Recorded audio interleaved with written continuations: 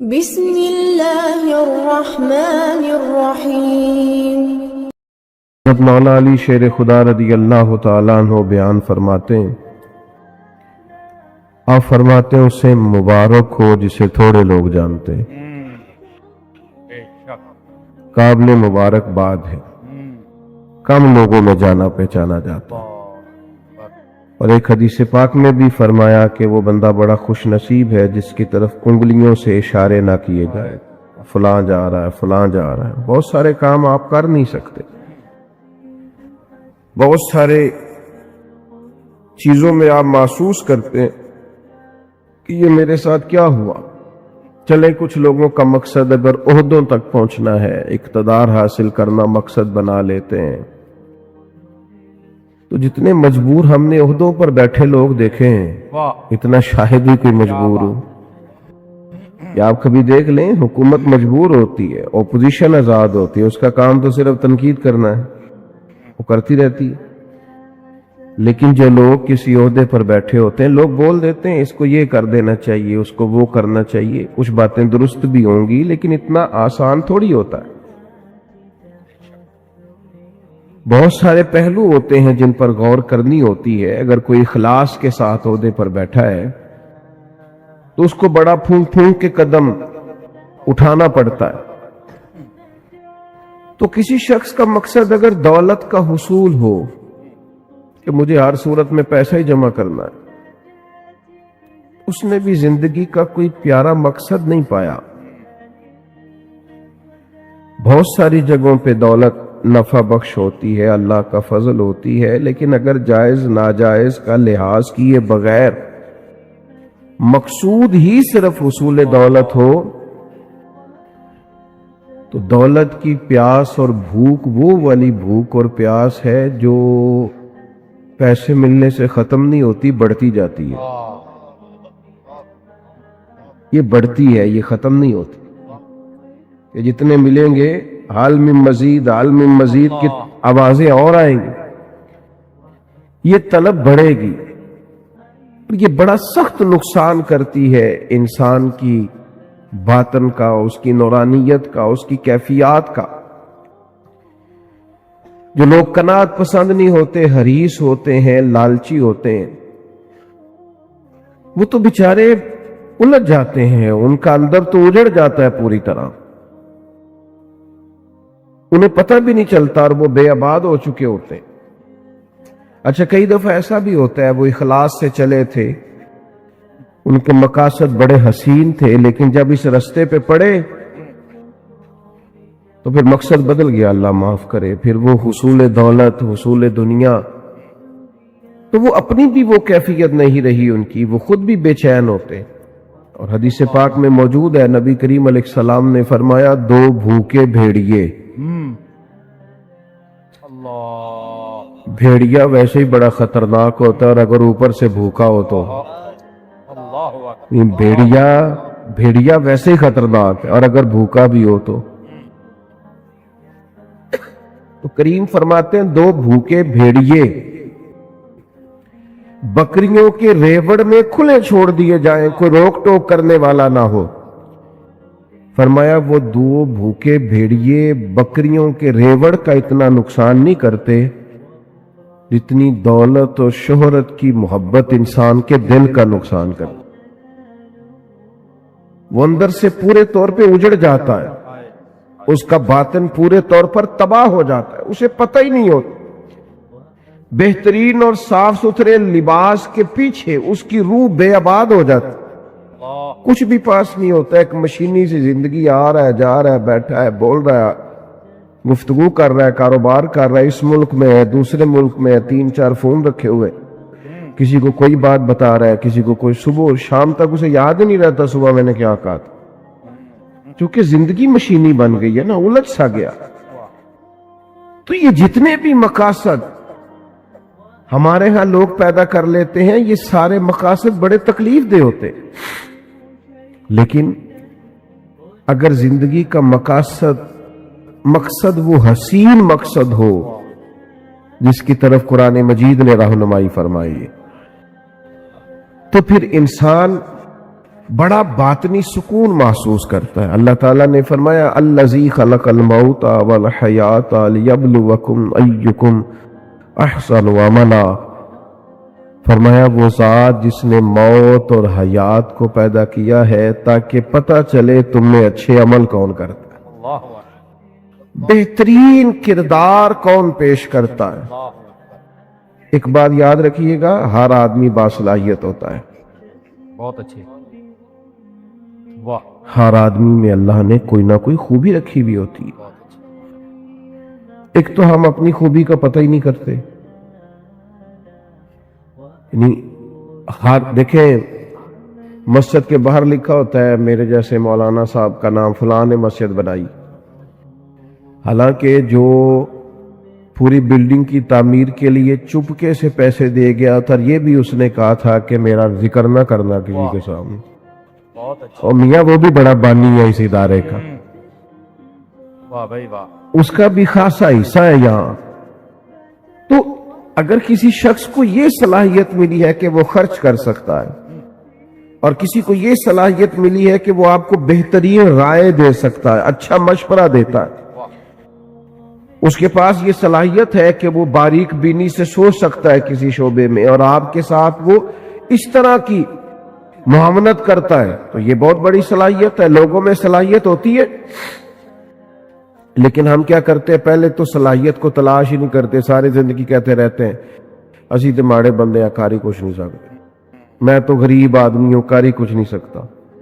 वो सादी शराजी रहमतुल्लाह अलैह की खिदमत में भी एक शख्स ने अपने दोस्तों का शिकवा किया था, उसने कहा था बड़े ही निकम्मे मेरे दोस्त, बड़े ही नकारा है, किसी काम के नहीं, किसी काम नहीं आते, बिल्कुल ही बेकार है। तो हजरत सादी बार बार समझाने लगे, फरमाया यूं नहीं कहते, कोई तो खूबी होगी। उसने कहा हुजूर कोई भी नहीं। फरमाया फिर भी ताल्लुक ना तोड़ना, अगर बुरे बदअकीदा नहीं तो ताल्लुक ना तोड़ना। सिर्फ कोई खूबी ना होने की वजह से ताल्लुक तोड़ रहे, हुजूर कोई खूबी नहीं। तो सादी फरमाने लगे सुनो, फिर भी ताल्लुक रखना, पानी जितना मर्जी मैला कुचैला भी हो, आग बुझाने के काम फिर भी आ जाया करता है। बड़ा मैला कुचैला है, गदला है, बेकार है, लेकिन आग बुझाई जा सकती है उससे। तो खूबियां होती हैं इंसानों में। पहली बात तो ये है कि हम ये जो शेख होते हैं ना, बुजुर्ग होते हैं, मुरब्बी होते हैं, हमारे मशाइख, ये बुनियादी तौर पर करते क्या थे, ये सामने वाले को आईना ही तो दिखाते थे, बताते ही तो थे कि तेरे अंदर खूबियां हैं, क्या बात, और वो खूबियां दिखा के उससे कोई ना कोई काम ले लेते थे। बड़े बड़े निकम्मे लोगों से काम ले लेते थे, उनको काम पे लगा देते, उनको तसल्ली देना, समझाना, उनको बार बार कायल करना। आजकल लोग मायूस करते हैं। हमारे पाकिस्तान के एक बड़े मारूफ कालम नवीस हैं, उन्होंने एक दफा कालम लिखा, वो तबसरा तो इस पर कर रहे थे कि मुल्क में चंद सियासी जमातों का राज है, किसी और को सामने नहीं आने देते। तो उन्होंने एक मिसाल लिखी, कहने लगे गांव का चौधरी इंतकाल कर गया, तो पोता अपनी दादी से कहने लगा अब चौधरी कौन बनेगा। तो उसने कहा जो चौधरी फौत हुआ है उसका बेटा। तो उन्होंने कहा अगर वो भी फौत हो गया, तो कहा उसका बेटा, वो भी फौत हो गया। तो उन्होंने मिसाल दी। तो आखिर में वो दादी कहने लगी पुत्र सारा पिंड भी मर जाए तू नहीं चौधरी बन लगा, तो ये चौधरी नहीं बनना है, तू फिक्र न कर। तो उन्होंने मिसाल दी कि कुछ भी हो जाए, ये चंद सियासी लोगों ने आना है। तो मेरा कुछ राब्ता रहता था, मैंने उन्हें फोन किया, मैंने कहा आप कौम को मायूस कर रहे हैं, ये फिक्र पैदा कर रहे हैं आप हमारी नौजवान नस्ल में कि तुम आगे आ ही नहीं सकते।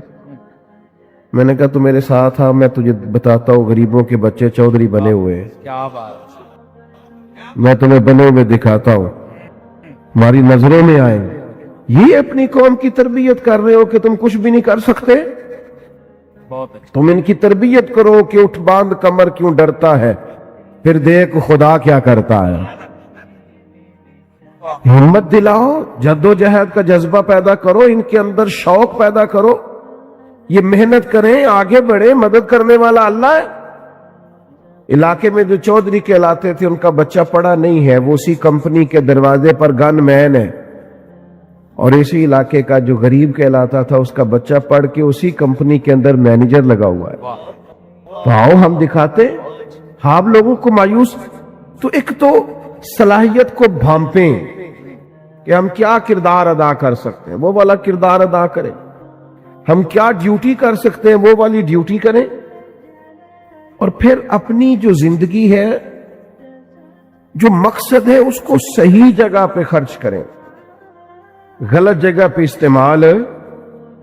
کچھ لوگوں کو اللہ صلاحیت دیتا ہے نا، باصلاحیت ہوتے ہیں، لیکن وہ اپنی صلاحیت کا استعمال ٹھیک۔ اچھا یہ بتائیں، جس کی آواز سریلی ہوتی ہے اپنی وجہ سے ہے کہ اللہ کی عطا ہے؟ اللہ کی عطا ہے۔ تو جو آنکھیں میں نعت سناندہ 60,000 لینا ہے، پھر واہ بھائی، اس سے پوچھا جائے گا کہ یہ آواز سریلی کرنے کے تو نے دیے کتنے، پہلے یہ بتانا۔ خدا کے بندے، اللہ نے اپنے فضل سے صلاحیت دی ہے اور تو غلط جگہ پہ استعمال کر رہا ہے، نوٹ کمانے لگ گیا، اور پھر یہ کہ تیرے نخرہ ہے کہ وہ سنبھالا نہیں جا رہا الا ماشاءاللہ، اور پھر یہ کہ جس محبوب پاک علیہ الصلوۃ والسلام کی نعت پڑھ کے اللہ نے تجھے عزت دی ہے، ان کی سنت کا لحاظ تک نہیں تو کرتا، شریعت کا پاس تک نہیں ہے تجھے۔ تو سمجھے چیزوں کو، اللہ نے صلاحیت اپنے فضل سے دی ہے۔ بڑے بھائی ہوتے ہیں، 4 5 6 بھائی ہیں، لیکن ان میں سے اللہ تعالیٰ کسی کو صلاحیت دے دیتا، آگے گزر جاتا ہے۔ اب وہ کیا کرتا ہے، وہ جناب جس کو تھوڑے سے پیسے مل جائیں یا معروف ہو جائے یا جانا پہچانا جائے، وہ مشورے دے دے کے مار دیتا ہے۔ وہ ایسے بات کر رہا ہوتا ہے جیسے بڑا پروفیسر ہے، وہ بھائی خدا نے فضل کر دیا تیرا، جی میں رہے، اللہ سے ڈر، اپنی صلاحیت کا غلط استعمال نہ کرے کبھی بھی۔ اگر باصلاحیت ہے تو اس اپنے آپ سے کوئی کام لے لیں، اپنے وجود کو بیکار نہ کریں، کوئی خدمت لیں، اس سے کوئی ڈیوٹی لیں، اپنے آپ کو کسی کام پہ لگا دیں، ورنہ ضائع ہو جائیں گے۔ بڑے لوگ ہیں ایسے باصلاحیت ہیں، لیکن ایسے کام میں وقت ضائع کرتے ہیں جو ان کے والا ہے ہی نہیں، بیکار اپنا وقت ضائع کرتے ہیں۔ ہارون رشید بیٹھے تھے تو بہت سارے لوگ بادشاہ کے دربار میں آیا کرتے تھے، تو ایک صاحب آ گئے، وہ کہنے لگے میں آپ کو کوئی کرتب دکھاؤں گا اور پھر آپ سے انعام پاؤں گا۔ یہ آتے ہیں نا کرتب دکھانے والے، میجک شو کرنے والے، پھر وہ کچھ دکھاتے ہیں اور ان کو 10 روپے 20 روپے ایک آدمی دیتا ہے۔ اس نے کہا میں کرتب دکھاؤں گا اور آپ سے انعام لوں گا۔ کہا چلو۔ تو کچی دیواریں ہوتی تھی، اس نے سوئی ایک پھینکی، وہ جا کے دیوار میں لگی۔ سوئی کے پیچھے ایک چھوٹا سا سوراخ ہوتا ہے، پنجاب میں لوگ اس کو نکا کہتے ہیں، اس میں دھاگا ڈالا جاتا ہے۔ عجیب بات یہ کہ آپ کی توجہ ہے میری بات پر، اس کرتب دکھانے والے نے دوسری سوئی پھینکی تو وہ جا کے اس سوراخ میں لگی جس میں دھاگا ڈالا جاتا ہے۔ وہ تیسری پھینکی تو وہ دوسری کے سوراخ میں جا کے، اتنا مضبوط نشانہ۔ کمال، اس نے 12 سوئیاں پھینکی، ایک دوسرے کے نکے میں لگتی، سوراخ میں۔ لوگ آشش کر اٹھے کہ اتنا بڑا اور زبردست نشانے باز۔ اب جب وہ 12 سوئیاں مکمل ہوئی تو ظاہر ہے جو اس زمانے میں طریقہ تھا، لوگ واہ واہ بھی کرنے لگے، کسی نے 10 روپے دیے، کسی نے 100 روپیہ، کسی نے 50 روپے۔ اب اس کی نظر یہ تھی کہ چونکہ میں نے بہت بڑا کمال دکھایا ہے تو بادشاہ مجھے زیادہ پیسے دے گا۔ جب سب تھک گئے دے کے تب اس کی نظر بادشاہ پہ تھی، تو ہارون رشید گردن جھکائے بیٹھے ہیں، دیکھا سناٹا چھا گیا ہے تو سر اٹھایا، کہنے لگے اس کرتب دکھانے والے کو پکڑو اور باہر لے جاؤ، ستون سے باندھ اور اسے 70 کوڑے مارو۔ وہ کہنے لگا بادشاہ میری غلطی، میں نے تو کمال دکھایا ہے اور یہ کمال لوگ آن کر کے دکھایا کرتے ہیں اور آپ سے انعام پاتے ہیں، تو آپ یہ ہے کہ مجھے کوڑے لگوا رہے۔ تو بادشاہ سلامت کہنے لگے کوڑے اس لیے لگوا رہا ہوں کہ اللہ تعالیٰ نے اتنا بہترین نشانہ دیا، تو مداری بن گیا، تیری سزا بنتی ہے۔ اس نے کہا حضور پھر کیا کروں؟ فرمایا میں تجھے فوج میں بھرتی کرتا ہوں، یہ جو نشانے کا اللہ نے کمال دیا ہے یہ کافر پہ لگا تھا کہ دین کے جھنڈے کو اللہ سر بلندی عطا کر، سبحان اللہ، یہ کافر پہ لگا، اپنی صلاحیت کو ضائع کر رہا ہے، بیکار کر رہا ہے۔ بہت اچھا۔ اللہ تعالیٰ نے قرآن مجید کے اندر یہ ارشاد فرمایا ہے کہ النبی اولیٰ بالمؤمنین من انفسہم، فرمایا نبی کریم صلی اللہ تعالی علیہ وسلم مومنوں سے ان کی جانوں سے بھی زیادہ قریب ہے۔ اس کو بند کر دیں گے، اس کی لائٹ بند کر دیں، اللہ کو چھوڑ دیں، سارے آپ چلانے، یہ مائک چل جائے اتنا کافی ہے، باقی سب چھوڑ دیں، بات سنیں۔ میں نے عرض کیا ٹائم بہت کم رہ گیا۔ عزیز دوستو، ہمارا نا کائنات میں سب سے گہرا اور مضبوط رشتہ اللہ رسول کے ساتھ۔ دنیا کے اندر بہت سارے رشتے حساس ہوتے، ان کی حساسیت کا انکار نہیں کیا جا سکتا، پر جتنی حساسیت نبی پاک علیہ السلام کے رشتے میں پائی جاتی ہے نا، یعنی ہماری جانوں سے بھی ہمارے زیادہ مالک مدینے والے محبوب ہیں۔ یاد رکھیے گا کہ جب یہ رشتہ اتنا نازک ہے تو پھر اس تعلق کے لیے امتی کا بھی کام یہ ہے کہ وہ اس نزاکت کو ذرا گہری نظر سے سمجھے۔ حضور سید عالم علیہ السلام پر ایمان لانے کا معاملہ ہو تو حساس ہونا چاہیے۔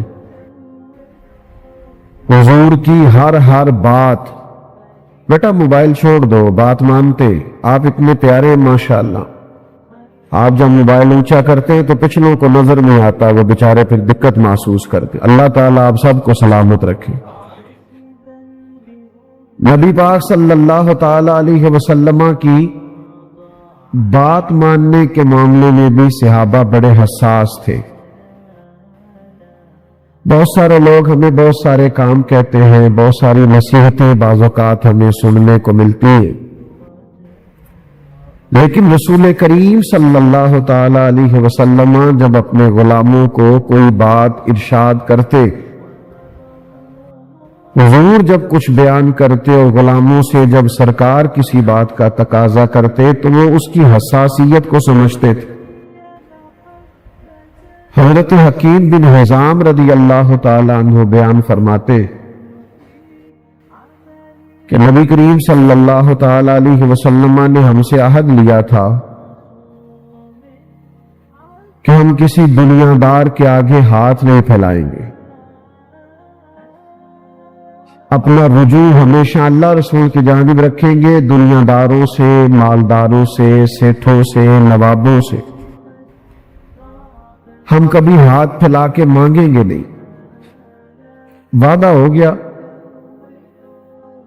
بیعت ہو گئی اس بات پر۔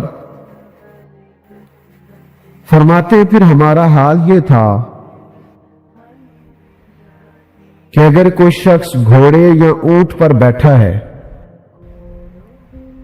اور اس کے ہاتھ سے درہ گر گیا ہے اور قریب اس کا غلام بھی کھڑا ہے تو اپنے غلام سے نہیں کہا کرتا تھا کہ درہ مجھے پکڑا دو، وہ خود گھوڑے سے نیچے اترتا تھا، خود اونٹ سے نیچے اترتا تھا، تو وہ درہ اٹھاتا تھا۔ جب سوال کیا جاتا کہ آقا میں قریب کھڑا تھا، میں غلام ہوں،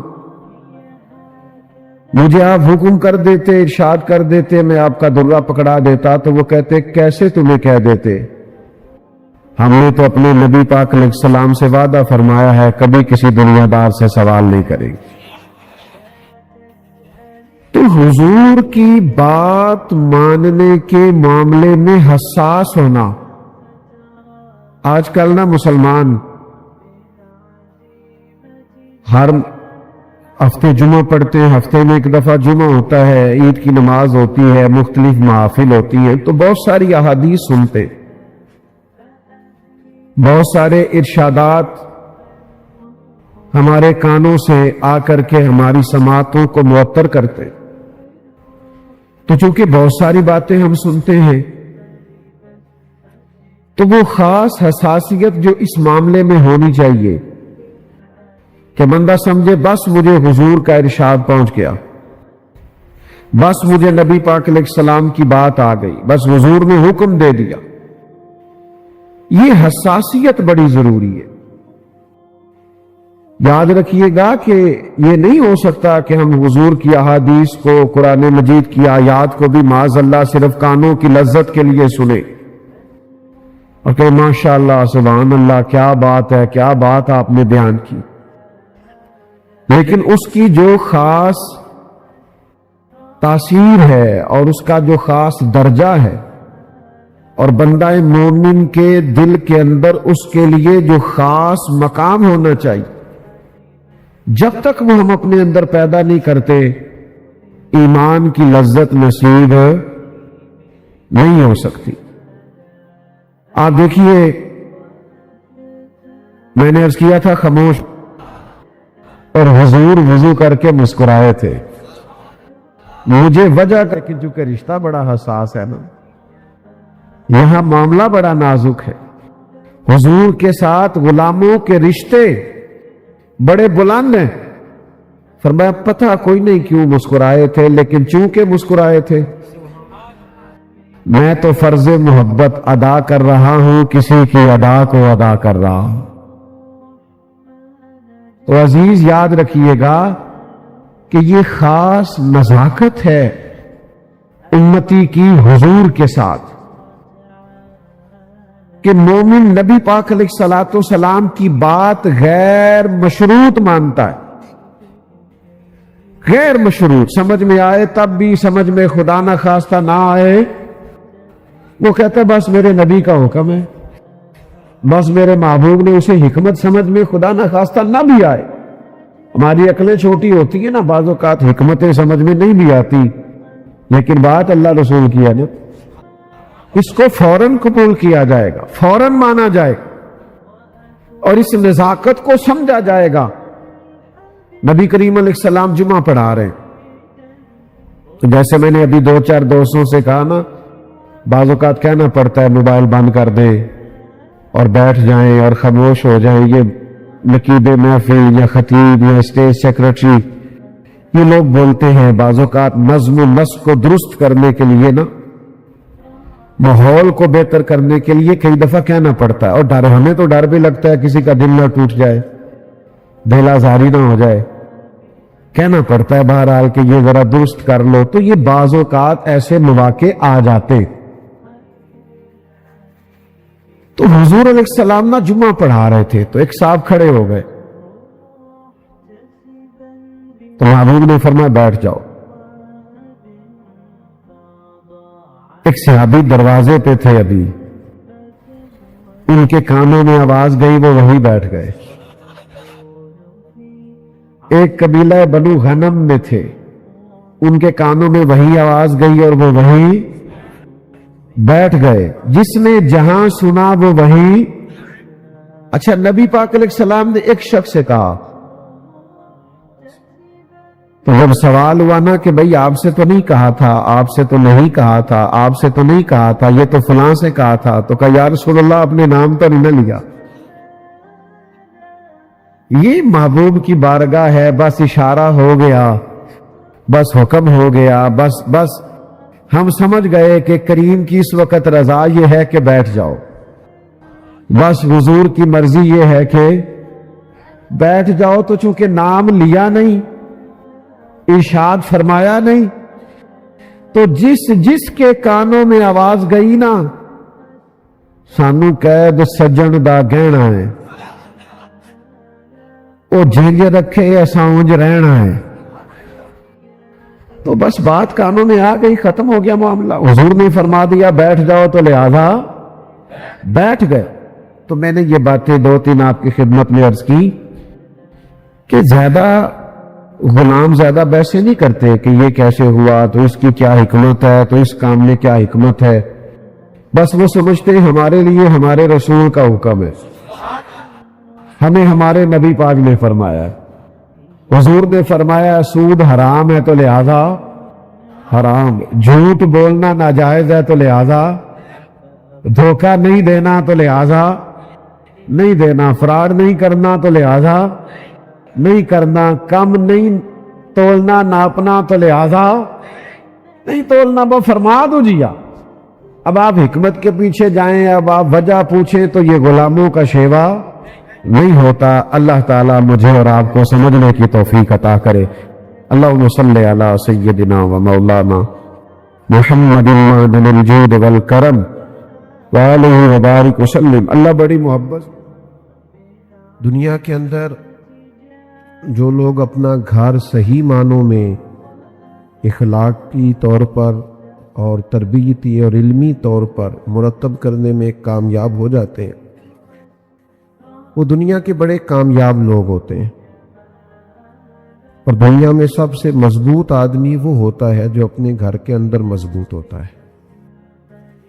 جو گھر سے ٹوٹ جاتا ہے، بکھر جاتا ہے، اپنے گھر کے ماحول کو سنبھال نہیں پاتا، وہ دنیا میں کوئی کارنامہ سر انجام نہیں دے پاتا.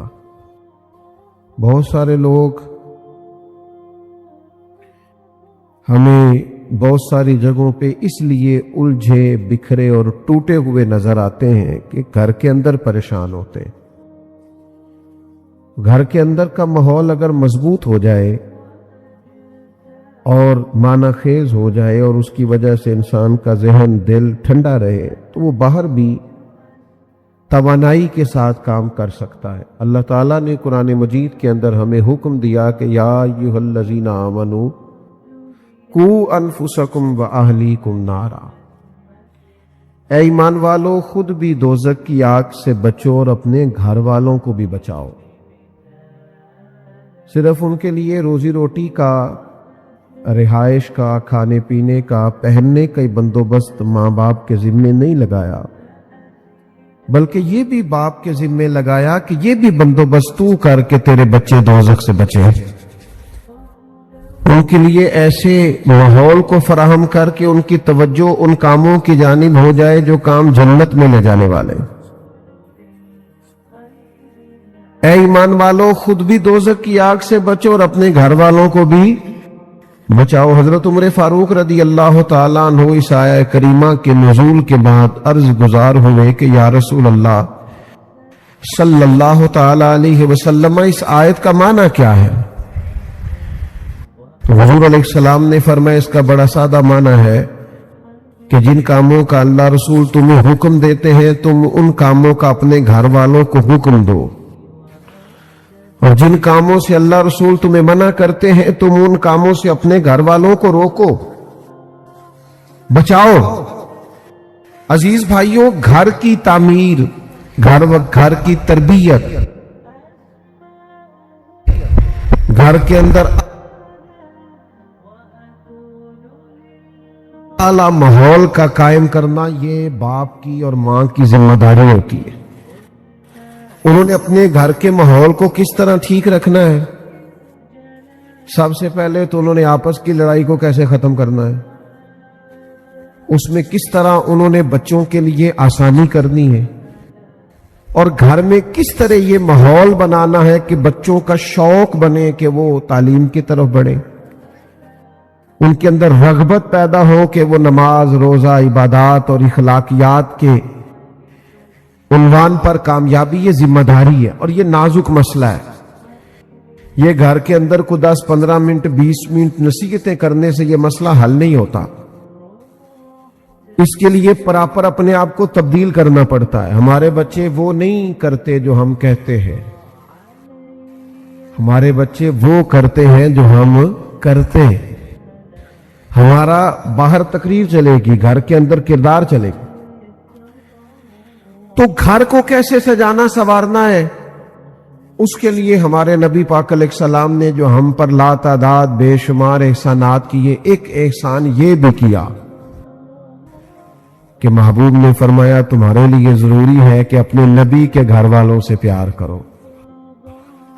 قل لا اسألکم علیہ اجرا الا المودۃ فی القربى. اے محبوب علیہ السلام آپ اپنے غلاموں سے فرما دیں کہ میں تبلیغ دین پر تم سے کوئی اجر نہیں مانگتا، ہاں میرے قریبیوں سے پیار کرتے رہنا. یہ جو میرے قریبی ہیں، یہ جو میرا گھر ہے، ازواج پاک ہے، چاروں شہزادیاں ہیں، بالخصوص مولا علی شیر خدا، سیدہ فاطمہ الزہرا، امام حسن، امام حسین، یہ جو لوگ ہیں ان سے پیار کرنا، عقیدت رکھنا. کیوں؟ کہ حضور علیہ السلام فرماتے میں 2 چیزیں تمہیں دے کر جا رہا ہوں. آپ زیادہ غور کریں گے میری بات پر. اللہ تعالیٰ آپ کو مہنگے مہنگے موبائل دے، ویڈیو بھی آپ ضرور بنائیں، منع نہیں کرتا، پر توجہ میری بات پر کریں، دیکھیں میری طرف، تاکہ میں نے تھوڑی سی باتیں کرنی ہے، جلدی بات ختم کرنے کا عادی ہوں. حضور فرماتے میں 2 چیزیں تمہیں دے کے جا رہا ہوں، انہیں تھام کے رہنا، گمراہی تمہارے پاس نہیں آئے گی. باتوں کو گہرائی سے سمجھا کریں، یہ 2 چیزیں جو پکڑ لے گا گمراہ نہیں ہوگا. یا رسول اللہ صلی اللہ تعالی علیہ وسلم کرم فرمائیں. حضور فرمانے لگے کہ اللہ کی کتاب قرآن تمہیں دے کے جا رہا ہوں، اور دوسرا اپنا خاندان تمہیں دے کے جا رہا ہوں. میرے خاندان کی طرف دیکھنا، کردار و عمل دیکھنا، صبح شامیں دیکھنا. اگر ہم نبی پاک علیہ الصلوۃ والسلام کی جو آئلی اور ذاتی اور گھریلو زندگی ہے اس پر کبھی غور کریں تو نبی پاک علیہ السلام نے اپنا گھر کیسے سجایا سوارا، اور ہمیں کیا تلقین ارشاد فرمائی، یہ قابل غور پہلو. اور میں پھر وہی بات دہراؤں گا کہ گھر سے مضبوط ہو گئے تو باہر بھی بڑے مضبوط ہو جائیں گے. لیکن اپنے پودے خشک رہے اور ادھر ادھر انسان باغبانی کرتا پھرے تو اسے کہا جائے گا یار تیرے اپنے پودے تو خشک ہو گئے ہیں، اور تو دوسروں کو مشورہ دے رہا ہے کہ فلاں کام کرو گے تو پھل زیادہ آئے گا. تو اپنے گھر کے اندر بھی تو بہت ساری توجہ دے، اس پر بھی تو غور کر. اللہ کے پیارے رسول صلی اللہ تعالی علیہ وسلم کی مقدس زندگی میں آپ کو ملے گا کہ حضور اپنے گھر والوں کو وقت دیتے. سبحان اللہ و بحمدہ